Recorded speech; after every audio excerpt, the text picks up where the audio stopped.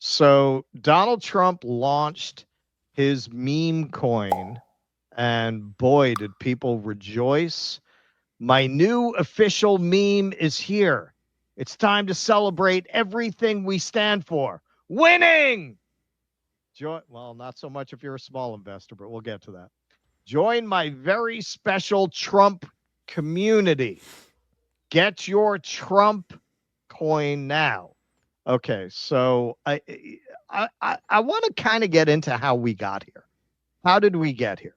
Trump, no doubt, is perfecting the art of the grift to a level that nobody before him has done. But he certainly didn't pave the road himself. He had many predecessors who led us to a day where somebody announcing that they're going to put their name on a coin by which anyone from any country could just bribe them via the coin, and they're not going to divest from interest in the coin, where someone like this would not just immediately be arrested. I think if you tried, obviously you didn't have this kind of thing, but if you tried to do something equivalent in, say, 1965, they'd probably send you to prison. You'd probably go to prison. They'd open up impeachment inquiries, right? I mean, there's no way that you could do this. But the frog in the pot of boiling water, gradually corruption got so normalized that now we have a president who could do this. So I'm going to blow your minds here, man, because I know a lot of you are probably familiar with the Harry Truman left the White House in poverty thing. And he very famously said this, probably the most famous quote from Harry Truman, other than the buck stops here. Show me a man that gets rich by being a politician, and I'll show you a crook. Now, it really depends on your perspective, whether you would consider Harry Truman a crook. There's no indication that he made his money dishonestly as far as it goes. But when they released Best Truman's papers pretty recently in 2021, in it was his handwritten will, and he actually left the White House with $611,000, which made him a very wealthy man at that time. Harry Truman conned us all. Turns out he played up his poverty to pressure Congress into creating a presidential pension. But he actually did not personally need that money. He also signed a $600,000 deal for his memoir. I'm surprised they paid that for memoirs back then.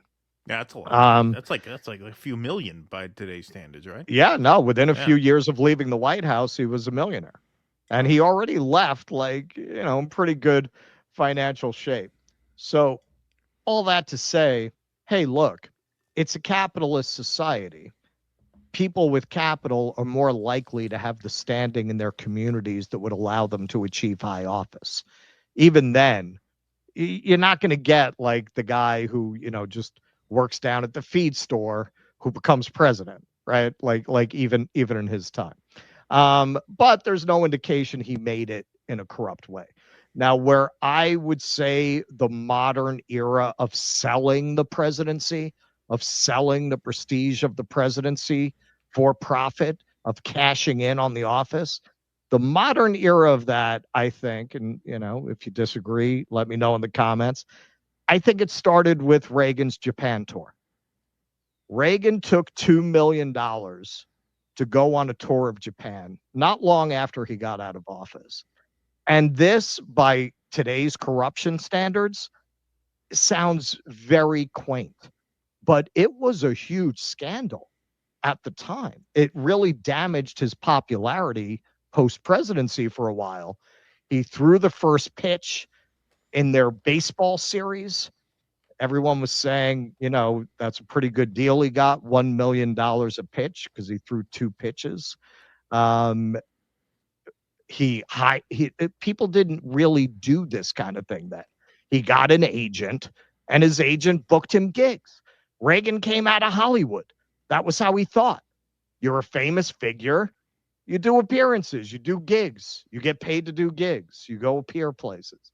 He obviously didn't do stage and movies. He did speeches like they do now, but he was a trailblazer in this. Now we take this as a given that they're going to go do the lecture circuit and make a lot of loot. Nobody had ever cashed in like Reagan had, to the point that it was a big deal. It was very damaging for him. Reagan was burned on Japan precisely because the visit, despite some bold warnings he gave the Japanese on their trade practices, was widely interpreted as the shameless huckstering of a president's prestige. Now, remember also, this is when what we're going through with China now, that was the Japanese then. This was at the height of Japophobia, for lack of a better word. This is when Michael Crichton's Rising Sun comes out. This is, Gung Ho. We showed that in the intermission a couple of weeks ago. This Michael Keaton comedy about how the Japanese do everything better, right? They bought Rockefeller Center. Everybody freaked out about it. That was when he went to Japan. It was at the height of that. Quote, the thing with Japan that really pushed it over the edge, says the Reagan's 36-year-old novelist daughter, Patty Davis, who is estranged from her parents. The New York Times editorialized, former presidents haven't always comported themselves with dignity after leaving the Oval Office, but none have plunged so blatantly into pure commercialism. Now, this is really funny. Reagan had to sit there and grin when Donald Trump, of all people, made a crack about the Japanese millions from the podium at the Hebrew University Scopus Awards dinner at the Beverly Hilton in January. I cannot find any footage. Believe me, I tried. And an Oregon Democratic Congressman, Peter DeFazio, alluded to the Japan trip when introducing a bill to eliminate an ex-president's pension for a year after any year in which he earns more than $400,000. It's unseemly, to say the least, when a former president cashes in on his prestige this way, and doubly so when he continues to receive his full presidential pension, DeFazio said. Do you see how corrupted our institutions have become? I'm not saying they were squeaky clean in 1990, but this sounds funny to us now. Like the system has gotten so corrupt, that corruption is so assumed. The idea of him trying to introduce legislation like that over that amount of money, it's like a joke, man. I mean, how much are the Obamas getting from Netflix? Like, right. But it was really Reagan who opened that door. Now, he might have opened it, but Slick Willie kicked it wide open. Okay, so Reagan, as unseemly as it was, and as much as it seemed gauche to be selling the prestige of his former presidency that way, it was his former presidency. Bill Clinton was the one who really started to perfect the art of soliciting pay for play, or the appearance of pay for play money, while still in office. So the big scandal of fundraising in the Clinton era was him selling nights at the Lincoln Bedroom. And again, he didn't actually personally profit. The money was fundraising to the DNC. But nonetheless, it was considered very unseemly. 66 people are known to have stayed there. A lot of Hollywood people. Barbara Streisand, no surprise. Steven Spielberg. A couple of people you wouldn't expect. Chevy Chase, Richard Dreyfuss, right? Like you wouldn't expect. Dreyfuss, needless to say, has very different politics today. Danny DeVito. Did he? Yeah. Danny DeVito told that really funny story about him and his wife having sex Rhea in the Perlman? Lincoln bedroom. Yeah, Rhea Perlman having sex in the Lincoln bedroom. I never heard that. Yeah. That's funny. Okay, so this article is from 2015. Over half of the people who had stayed in the Lincoln bedroom were still writing checks to the Clintons. They were writing for Hillary's campaign. The Clinton administration released records in 1997 showing that 938 guests had stayed at the mansion during the president's first term, dwarfing the 284 who stayed during the previous administration. And a Democratic National Committee memo showed that President Bill Clinton personally endorsed the idea of using sleepovers at the White House as a fundraising tactic, Ready to start overnights right away, he wrote. At least another 404 guests stayed the night at the Clinton White House in Camp David after Hillary Clinton began campaigning for U.S. Senate in July 1999. Um, so now this was a huge scandal at the time as well that haunted Al Gore's presidential campaign. This is not tied to his own campaign. This is also around the same time as the Lincoln bedroom scandal, mid 90s. In April 1996, Gore attended a fundraising luncheon at the Si Lai Buddhist Temple in Hacienda Heights, California. This event, which was organized by Maria Tsai and John Huang, raised 166,750 for the Democratic National Committee. Much of this money was raised illegally. The laws broken were far from being trivial or outdated. There were 55,000 in contributions laundered through monks and nuns who made the contribution in their own names and were then reimbursed by the temple from its general funds. At least 3 of the contributors were foreign nationals. In addition, the temple, which enjoys tax-exempt status as a religious institution, was used illegally for partisan politics. Insofar as the monks were reimbursed with temple funds that came from tax-free donations, American taxpayers indirectly subsidized Gore's fundraising effort. Okay, so yes, these were all very corrupt fundraising practices, but they were done on behalf of the DNC, of the Democratic Party. You still hadn't gotten to the level yet that they're directly stuffing money into their pockets. You'll get there before Trump. But at this point, it's really around campaign financing. Now, Clinton did also, on the way out the door, in the classy manner for which he was known, pardon a bunch of people who donated to his library, which, you know, a lot of people are trying to dismiss the guitar playing thing on the premise it's going to go to his library. Well, if that's not a benefit, then why did Clinton pardon people in exchange for that money? You got to remember, these people have enormous egos, none more so than Trump. They want to have the biggest, best presidential library of anybody. So that's a benefit to them. It's a benefit to them and their ego, even if it's not part of their personal estate. So you get to Hillary and her tenure as Secretary of State. Now you're getting more into personal benefit with the Clinton Foundation scam. So Hillary Clinton oversaw U.S. arms deals to Clinton Foundation donors. So you've got money going into a Clinton Foundation. In exchange, they're getting favors from the Secretary of State. That foundation is taking that money, doling it out to people who are connected to the Clintons. They're getting rewards for their loyalty. One hand washes the other. They're also drawing salaries, but it winds up being really a big payola scheme, and nothing demonstrated that better than the fact that the donations dried up as soon as Hillary Clinton's campaign was over, and they had to fold up the whole thing. So they talk a little bit about how Saudi Arabia got a deal with Boeing, and then they go on.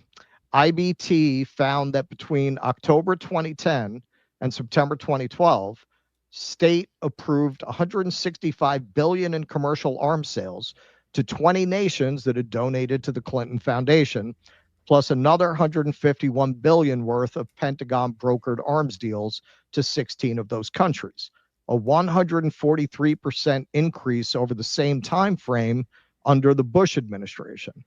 The sales boosted the military power of authoritarian regimes such as Qatar, Algeria, Kuwait, the United Arab Emirates, and Oman, which, like Saudi Arabia, had been criticized by the department for human rights abuses. Isn't it funny how the same players keep coming up again and again in this context of bribery and corruption? Okay, so then you get to Obama. Now, the way Obama works the scam is he doesn't go after the bankers. Instead, he goes after the homeowners. He lets the bankers skate, and he's a smart guy. He gets his money after he gets out of office. He gets his payoff. right? So Obama gets, as soon as he got out of office, wasn't even shy about it, 1.2 million from 3 Wall Street speeches. You might remember Trevor Noah doing that monologue about how terrible and racist it was to expect Obama not to be corrupt. And then they wonder why we have Donald Trump as president now. So then Trump in his first term, a lot was made of this. So now you're starting to move towards the Trump model, where his family business owns a property, where that business, which he will when he leaves it, even if he right now has it in a trust, is not directly involved. I mean, yeah, right. But technically is not involved. He's going to benefit from it when he gets out of office. His family is going to benefit from it. So now with the Trump Hotel, now you have a way where foreign dignitaries can almost directly bribe the president by putting money into a property that he and his family benefit from. So according to the reporting here, foreign officials spent more than $750,000 at the hotel during his first term.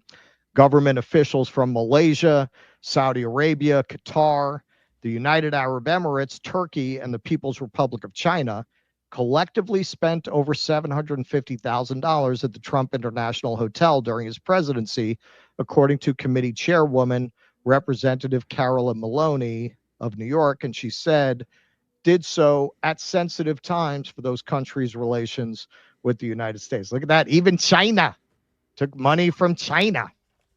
And who could forget this guy? Party animal, Hunter. Who could forget Hunter? After years of denials, Hunter Biden finally acknowledged Joe was the big guy in $5 million China deal. If you're familiar with the case, you might remember the emails off Hunter Biden's laptop mentioned 10% for the big guy. So he admitted in his recent court cases that his father, everybody knew, was the big guy. How the Biden brand was used to rake in $30 million for Joe and the first family, detailed in James Comer's book. So if you look at this case, the Biden family had over 20, I believe it was, shell corporations set up, none of these really being legitimate businesses. Here you see a kind of flow chart of how they would get the money from the Chinese source, and it would go through various shell companies and corporations until finally Joe Biden's getting written a check for a very questionable loan by a family member, Sarah Biden. So, yeah, I mean, this was a scale of corruption that I don't know if it exceeds the Clinton Foundation, but it certainly equals it. And I think we could safely say that if this fact pattern belonged to a Republican, the media would be a lot more curious about this and a lot less quick to say, well, they didn't prove anything. I mean, it's pretty clear what was happening there. So we get to Trump. We get to Trump and his meme coin, which, just completely cuts out the middleman, and you could just bribe him directly. You don't need all of these elaborate shell companies, none of that. So Trump announced the launch of his meme coin with great enthusiasm. The Hawk meme coin is live! Wow. He cleans up nice. Nice.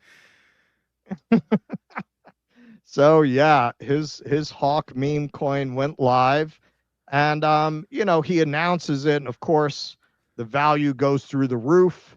Most people who put money into it didn't benefit from that, but we'll get to that. So the price collapses. He juices it up again by announcing this competition for the people who buy the most Trump coin to get a dinner with him, which is coming up next week. Any of our viewers invited to this dinner? Yeah. Did you guys submit?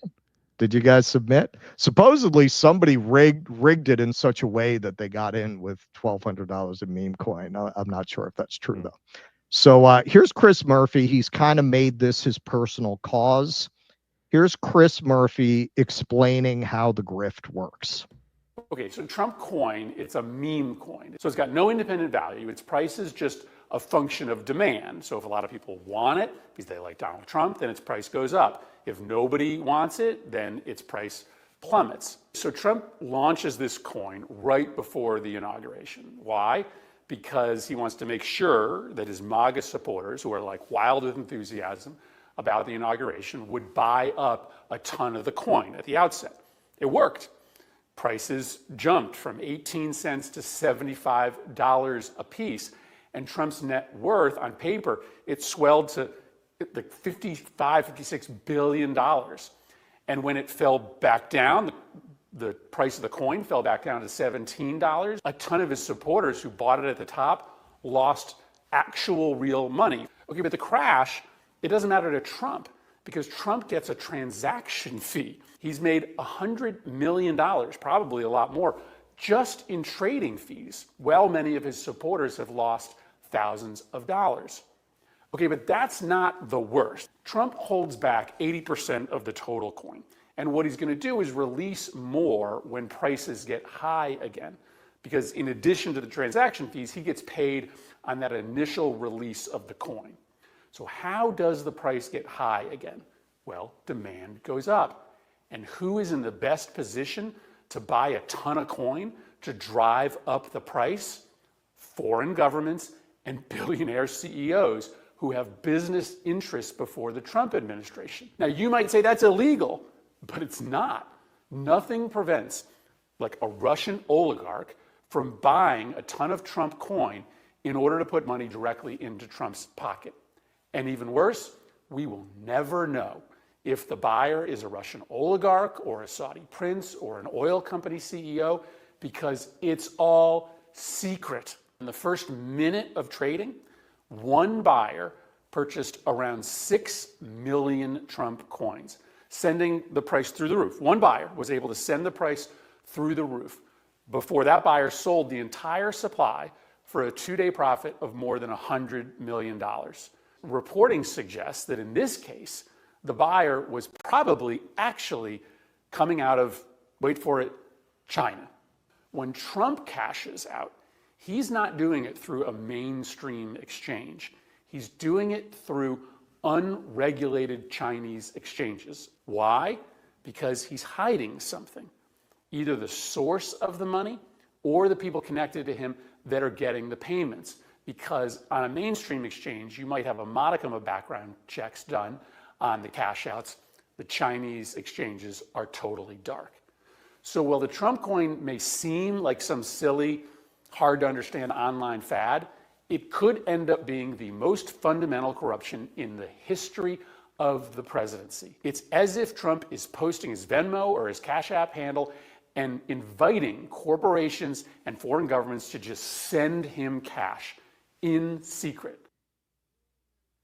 Yep. So Key bono, who benefits?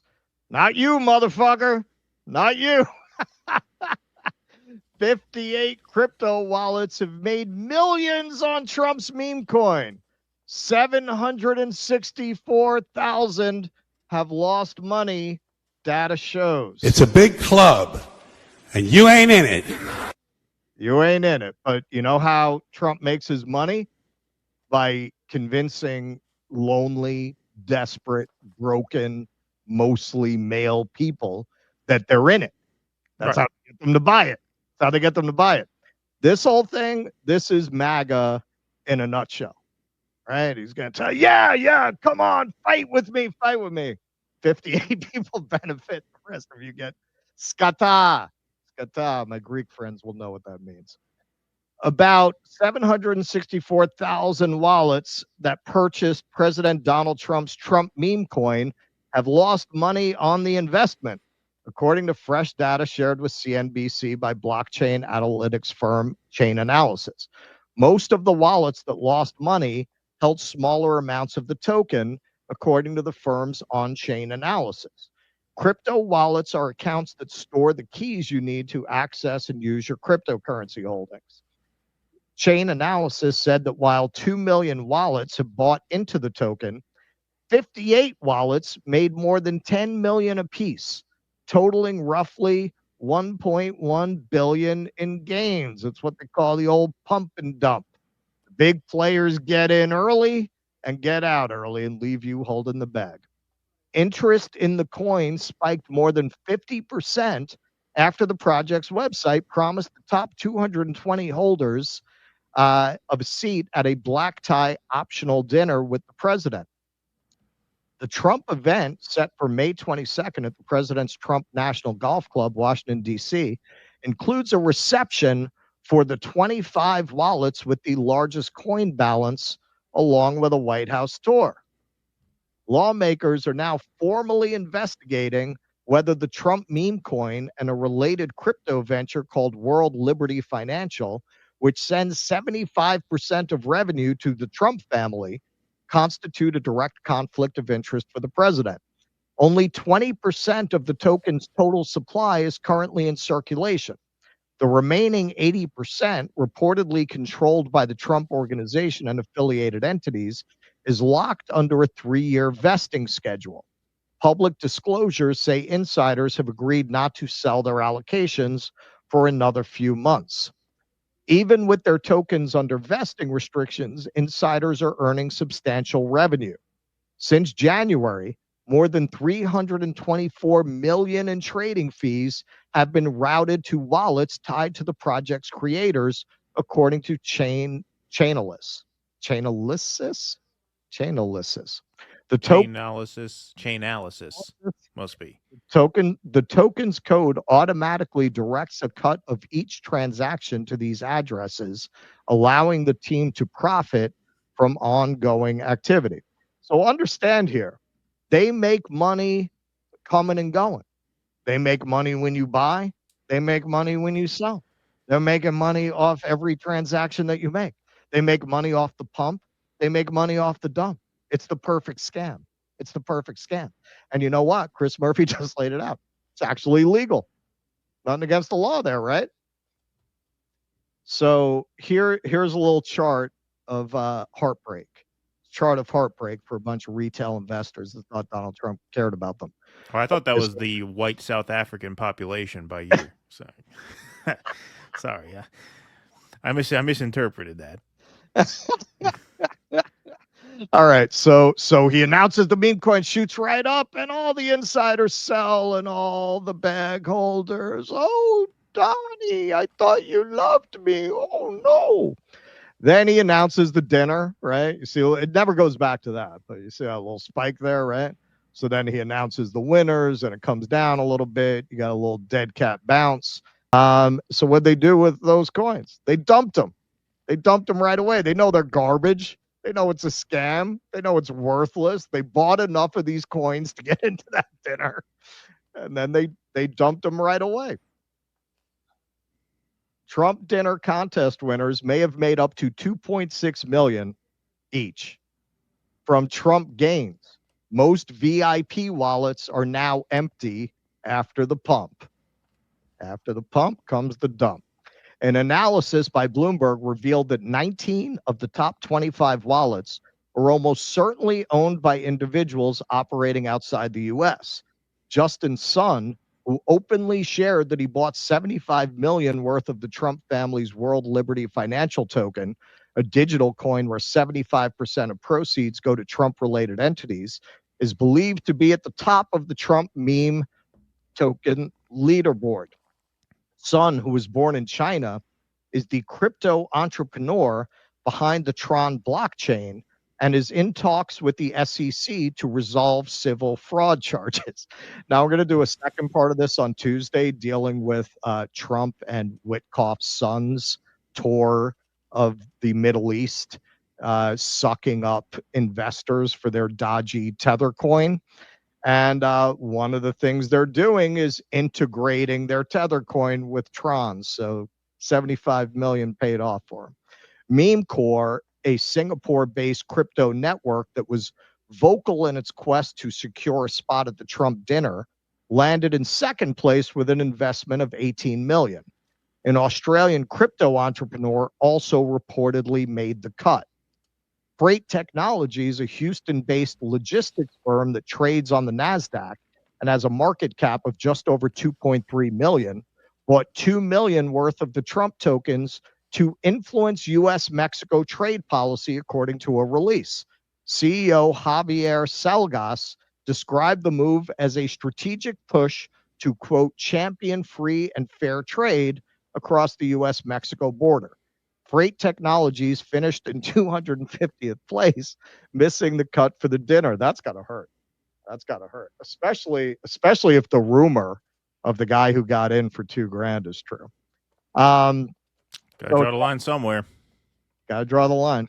So this is, I'll get into this more on Tuesday, but Witkoff and Don Jr., business partners in this whole MEMECOIN scam, did a whole sit-down talk with Justin Sun, mediating and emceeing the event. Nothing to see there, man. Nothing to see there. So here is Washington's favorite sugar baby since Dolly Madison, Carolyn Levitt, talking about responding to the Bulwark's reporter about how there is absolutely nothing corrupt about this. Caroline, the president posted another ad this week for his Trump meme coin. The group that's running that coin is encouraging people to buy in order to win a dinner this month with the president. Why is the president planning to attend a dinner for the top investors in his coin? Look, the president is abiding by all conflict of interest laws. The president has been incredibly transparent with his own personal financial obligations throughout the years. The president is a successful businessman, and I think, frankly, it's one of the many reasons that people reelected him back to this office. There are at least some people who are buying this coin who seem to view it as an opportunity to influence the president's views. There was a logistics company this week that said they would buy $20 million in the coin in order to advocate for free trade between the U.S. and Mexico. If buyers are buying for that reason, are they wasting their money? Look, I can assure you the president acts with only the interests of the American public in mind, putting our country first and doing what's best for our country, full stop. That's his intention, and that's what he's focused on. Chris? Wow. I mean, I got to say, she's good at the job, given what the job requires. So here's Mike Johnson being asked a similar question. You were very critical of President Biden and his family's foreign business dealings. You supported an impeachment inquiry as a result of it. Are you equally concerned about President Trump's family's business dealings, especially given the fact that he is in a region now where his family has billions of dollars of investments in Doha and Saudi Arabia, and the fact that he has a crypto business now where he's auctioned off access to the White House for the highest bidder in his meme coin? Look, there are authorities that police executive branch ethics rules. I'm not an expert in that. My expertise is here in the House. Okay, I'll say that the reason that many people. Now, what he's not mentioning is the agency that would technically be charged with overseeing this would be the Consumer Financial Protection Bureau. You remember Humpty Dumpty, Mark Andreessen going on Joe Rogan, telling you about how that we had to get rid of that agency? It's not because they were woke. They actually introduced court cases to defend Christian organizations that had been debanked, to protect them from debanking. It's because of this. It's because they want to live in a world where they can do this shit with absolutely no consequence and no government oversight. Refer to the Bidens as the Biden crime family is because they were doing all this stuff behind curtains, but in the back rooms. They were trying to conceal it, and they repeatedly lied about it, and they set up shell companies, and the family was all engaged in getting all on the dole. Whatever the President Trump is doing is out in the open. Okay. Look at the guy in the back. And the family was all engaged because they were doing all this stuff behind curtains, but in the back rooms. They were trying to conceal it, and they repeatedly lied about it, and they set up shell companies, and the family was all engaged in getting all on the dole.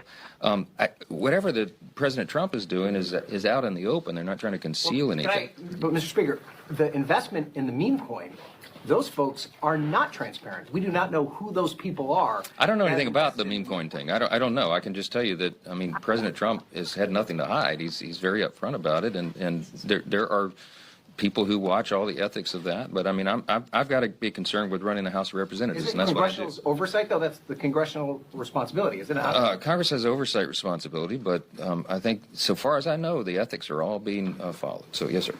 Down in Louisiana, we put casinos on boats. That's all I know. Yeah. No. Well, so this is how in 36 years you get from people being shocked that the beloved former, not even still in office, former President Ronald Reagan would take $2 million to throw a couple of baseballs and meet with some former Japanese prime ministers that were horrible. It was a scandal at the time. Now you have got a president who, yes, is using a worthless coin, worthless asset as a funnel for bribery. But we know this money is coming mostly from foreign sources because it's mostly coming through Binance, which does not take U.S. purchasers. It only takes purchasers from outside the U.S. So you are having all of this just bribery in broad daylight. And again, on Tuesday, we'll get into the other side of this that relates to the plane and purchasing the Tether coin. That's a whole other dimension of this. I mean, what Johnson is saying is right in a sense. Yeah, they're bringing the corruption right out into the daylight, right out into the open. Yeah, we're taking all of this money through this shadowy meme coin, through exchanges where you can't find out who these people are, but we know that most of it is foreign money. And you know what? This technology is also new. Technically, there are not any real laws against what they're doing. There really aren't, as far as we know. You know, they're opening up an investigation here, but it may be a case where something it should be illegal, but it's not. I mean, it technically looks like a violation of the emoluments clause, but is it? Does that apply to a meme coin taking bribery in that way? It may really be the perfect crime. Like, he may not be doing anything illegal, but is it obviously bribery in broad daylight? Is it the buying of the presidency? Let's put it this way. I so often have had to say to libs over the last few years, okay, squint a little and pretend that it's Trump and tell me if you see it now. So for anyone who's going to defend this, they're going to say squint a little bit and pretend it's Biden. What would you be saying if Hunter Biden were running around the Middle East with Sasha Obama and setting up meme coin exchanges with Middle Eastern governments? What would you say about that? Yeah, I mean, well, it doesn't sound like it's illegal, and crypto and meme coin is really the perfect grift for a cult leader, because it has no intrinsic value. It only derives value from people's devotion to the cult leader. So if you're a cult leader and you have tens of thousands of people who are willing to plunk down some money for this, well, that gives it some value in their mind, right? So if you're a cult figure, it's the perfect thing to sell. Hey, I found this great idea. It's this stuff. It has no real value, except insofar as how much people love me, and there are a lot of people who love me very much, and so I'm just going to sell that. Can't lose, and it's not a crime. I mean, I don't see what's illegal about it. This is a very Trump-like thing. This explains why he cozied up to them. He probably saw a real opportunity. Wait, so we could charge all this money for nothing? As long as people love me, they'll pay all this money for literally nothing. Like those stupid fucking things. What were those trading cards? He's like, if you buy... Yeah, the NFTs. The NFTs. Yeah. It's $99 per NFT, which is literally just a cartoon image of him on a screen. If you buy all 15 of them for $1,500, we send you a physical card. Like if you plunk down $1,500, we'll send you a little piece of cardboard. Like, it's perfect. We should do a meme coin. Just kidding. We're not going to do that. We should. Yeah. We should. But next week we'll have it ready. We'll have a mock-up. This is what's so sad about it. It's the monetization of the same tactics he used to gain political power. He took a lot of people who feel hopeless, who feel disenfranchised, didn't offer them anything that's really going to improve their lives, but offered them the illusion of belonging. Right. And they are so desperate for that they're willing to settle for it because it's more than what they had before, which was just the contempt of the liberal class. Yeah, no, I like you. Buy my meme coin. I love you. I love you. Exactly. Buy more meme coin. I'll love you even more. Exactly. That's all it takes. Hey, thanks for watching our video. We're currently raising money to produce our documentary film on the Uhuru movement. Go to givesendgo.com/do-dissidents to chip in. Every dollar you give goes towards the project. We do not take any kind of salary on these. We mostly live on Gatorade when we're on the road, so even solid food is iffy, just enough to get by. But we do not take any pay for this. Every dollar actually goes into what we need to shoot the project. The Uhuru movement is a subject that really deserves more exposure. Everybody heard about it through the court case, and that was an important thing to elevate. But they've done incredible community work demonstrating a different way that is socialist and not dependent on the government at the same time, which a lot of people don't even realize that still exists in the tradition of the Black Panther food and education programs. And to show there is such a strong community like that with such strong leadership is really important, particularly at this historical moment.